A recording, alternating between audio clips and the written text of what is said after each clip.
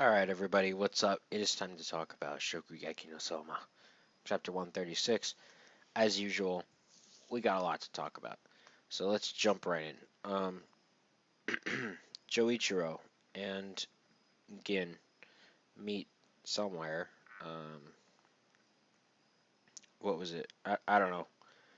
I don't really care, but, they met in a certain city, and Gin obviously being angry that he just doesn't show up and speak to anybody ever. He's just so lone wolfish. Um, they talk a little bit. I mean, he mentions that he met Selma, um, and then he gets the news really, um, which is, obviously they're both shocked because they both know who Azumi is because he was the third seat.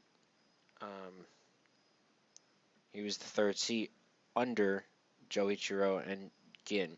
Now, that doesn't necessarily indicate um, cooking level because Azumi was only a first year when he was he was only a first year when he was a third seat.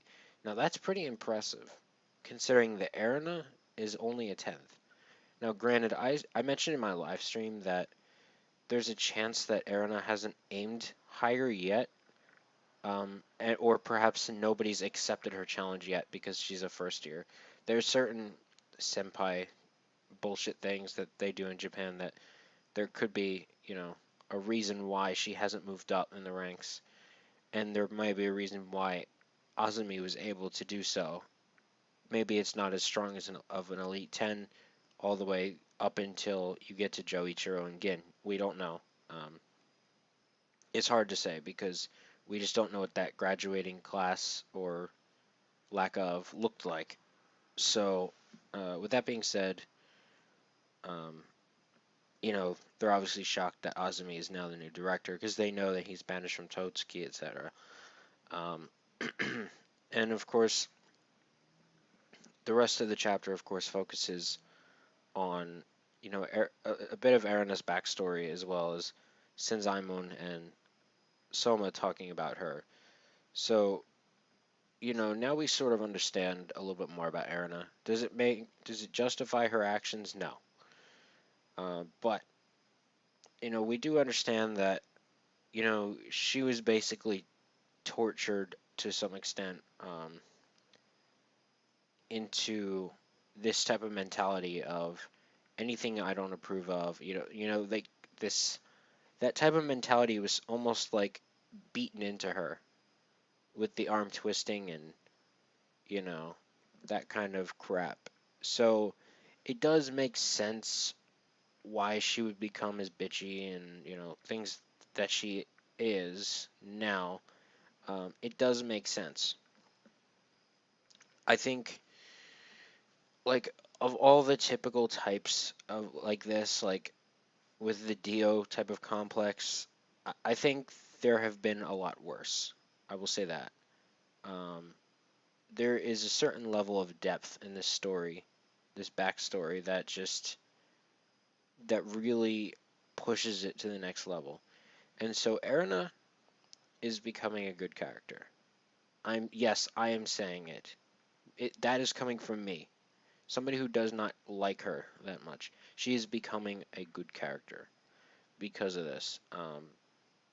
Does it justify her actions? No. However, there is a certain level of depth behind her character that justifies it to a small extent, to the smallest extent that I can give her. Um, because Azumi is ruthless. It's still, if that's all that banished him from Totsuki and banished him from the Nakiri name, I mean, then I can say I'm a bit underwhelmed. But it is still very ruthless, this whole brainwashing thing that he did. Um, he basically took operant conditioning not to its maximum level, but to an extreme where there's physical pain involved, and you know, like light deprivation. There's all kinds of deprivations involved that really took this operant conditioning to an extreme that turned her into what she is now. So, with all that having been said, um, Azumi is a very good character so far. Uh, back to the Senzaemon Soma conversation. It's, you know, he basically asks Soma to save Erina. Now, what does this exactly mean? And I'm sure he's going to explain it a little bit better. Um, I, I'm sure he's going to explain it. Like, he's going to explain what he means because, saving Erina could mean so many different things. Obviously, he's not suggesting that Soma waltz in to the Nakiri mansion and literally steal her away from Azumi, or suggest that he's going to, I don't know, take a bow and arrow and shoot him in the head or something. I don't know. Why did I say bow and arrow? I don't know, but it could have been a gun. It could have been anything, but it's obviously emotional and or mental. That part's obvious. But exactly does he mean by savior? Does he mean, you know, provide a love interest? That seems to be a possible case. Um, Perhaps it's just simply as a friend who comes from a lower birthing background, despite the fact that Joichiro, I went into this detail last week, didn't I? The fact that Joichiro is just a simple living guy, and we really don't know if he just doesn't make a lot of money or he just simply chooses not to live like lavishly or extravagantly. I don't know. Either way, he's a seemingly low birthed person. I can at least safely say that. Um, you know, a friend to kind of take her down a couple pegs. Um, it could be many different things. You know, what's the likely answer? There is no likely answer because it's never that simple with this particular manga. Um, so I guess that's about it actually. Uh, I mean, yeah, he mentions that like Hisako, many people have started to unravel her from like this tightly wound being that Azumi created. However, she's still, as he says, trapped in a birdcage. Um, so I guess Azumi is Doflamingo, but you know, maybe not. I'm just kidding. Anyway, anyway, um, obviously her heart still has a lot of ways to go before she's recovered because we see her backstory and she's smiling, she's happy, even though Alice made something that was lackluster to her tastes. I thought that was pretty funny, but she basically smiles like thanks for making it. So like it's kind of giving off the impression that she wasn't a miserable child, but then Azumi takes her in and makes her a miserable child.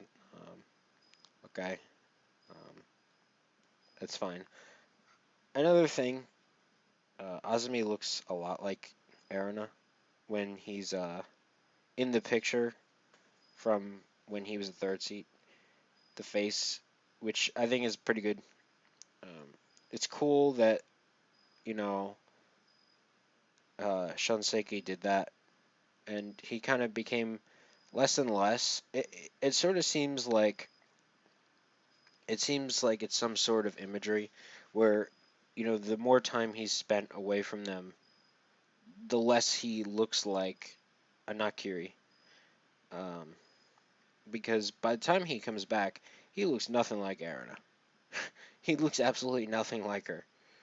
But as a third seat, back when he was the same age, he has the same type of face. And when he brings her into the dark room, he still sort of looks like a Nakiri. He still looks like her to some extent. Um, but after he left, he started to look less and less like her as he's aged. But I, I think I think that might be intentional. If it's not, then whatever. But if it is, that's brilliant.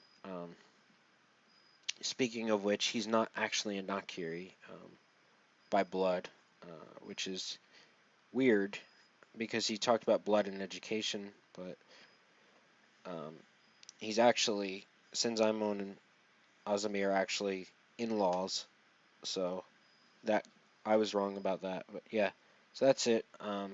This is a great chapter. Can't wait for more. So thank you guys for listening, and we'll see you guys next time.